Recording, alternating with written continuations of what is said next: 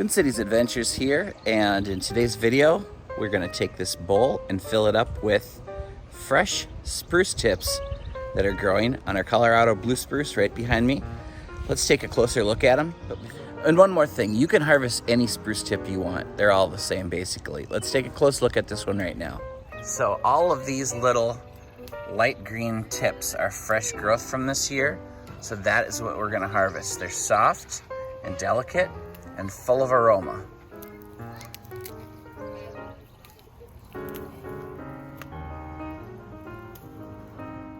Okay, here's a nice bowl, about half to 3/4 filled with spruce tips. Now we need to submerge them in water so any bugs can creep their way out of there. So let's fill that with cold water real quick. And I like to cover that with a lid. Okay, that's been about 5 minutes of soaking, so let's just strain that. So now we're going to take and put that into a pot. Out here, we'll add 1.5 cups of sugar, 6 well-beaten eggs, and 7 cups of whole milk. Turn the oven on, and we're gonna mix that up, and we're gonna warm that up until it comes to a nice steam. We're not gonna let it come to a full boil because there's eggs in there, and we don't want egg drop soup here. We just wanna heat that up until it really starts to steam. So watch that and lightly mix it. Give it a couple smashes while you're waiting for that to steam up. Here's a washed off piece right now. Let's give it a taste test.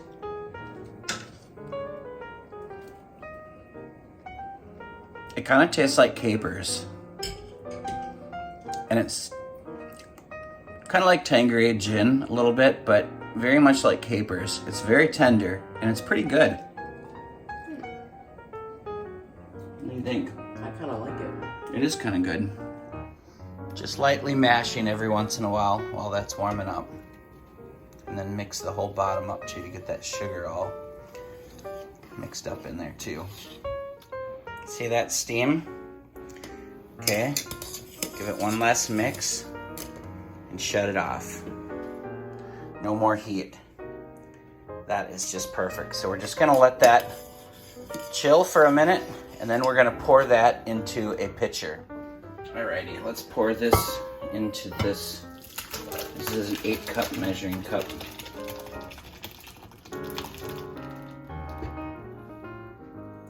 Now this is gonna go in the fridge overnight, so it'll be nice and cool. And then when we come back to it tomorrow, we're gonna strain it out and then we'll do the next step.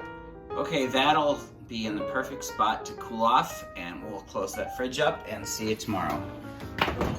Okay, this has been in the refrigerator overnight, just steeping and then cooling down. Now we have a big bowl with a piece of cheesecloth folded over a few times, so we're gonna strain that.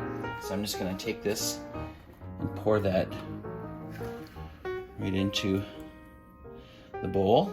Now we'll just take this and wring that out through the cheesecloth. Just like that.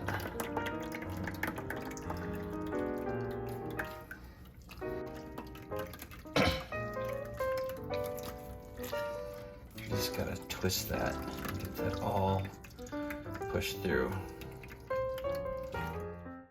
Then we added 5 or 6 dots of green food coloring in the mix just because it's more fun that way. Now add a pinch of salt, 1 pint of heavy whipping cream,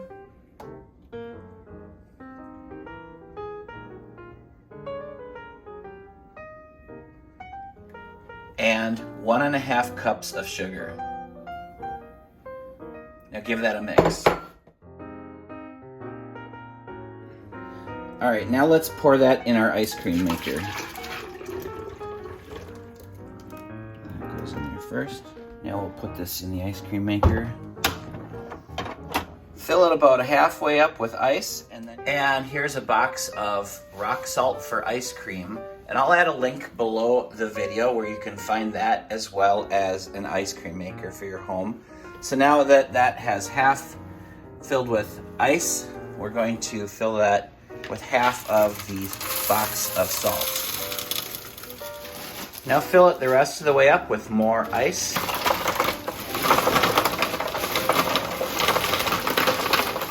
Now line the top of the ice with the rest of the salt.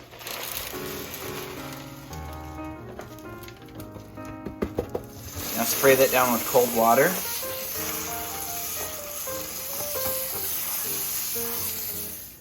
Now that you've filled that up with cold water and you've washed all the salt down into the ice, see there's a spill hole here, so it can't go any higher than that. Now fire it up, and when that stops, you'll have fresh spruce tip ice cream. All right, that was 20 minutes on the dot. Let's just take a look at what we've got there. Look at that. All right, that's how thick ice cream is right out of the ice cream maker. You can eat it just like this. You can also transfer that to some Tupperware and put that in the freezer, and it'll get hard like ice cream from the grocery store. Normally we make ice cream in the winter and we just put it outside in the snowbank. But let's give this a quick taste test right now.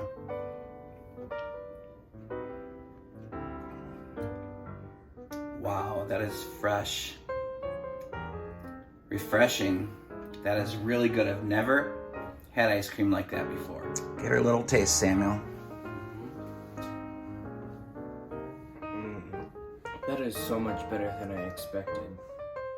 Before we transfer that to the freezer, let's pick some rhubarb out of the backyard and make a quick apple crunch. That will be a perfect pairing for our dessert tonight.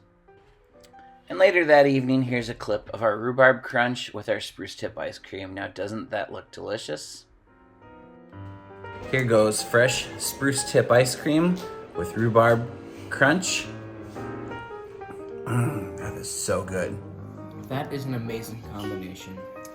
Okay, so let's transfer this to some Tupperware, and then we'll throw that in the freezer, let that harden up, and we'll give that another taste test.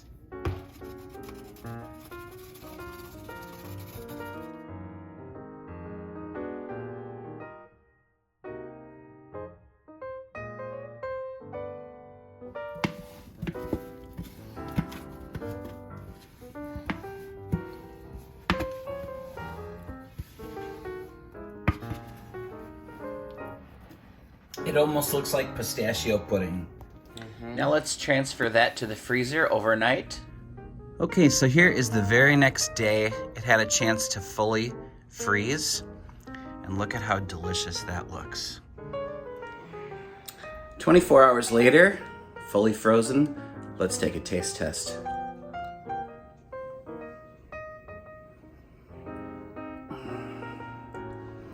It's so hard to describe this flavor. It's not minty. It's very refreshing. I guess it could be compared to sort of a gin drink, but not really. It gives you that nice cooling sensation on your throat and on your breath. That is really good. I hope you try this recipe. You will not believe how delicious it is. Thanks for watching. Twin Cities Adventures, out.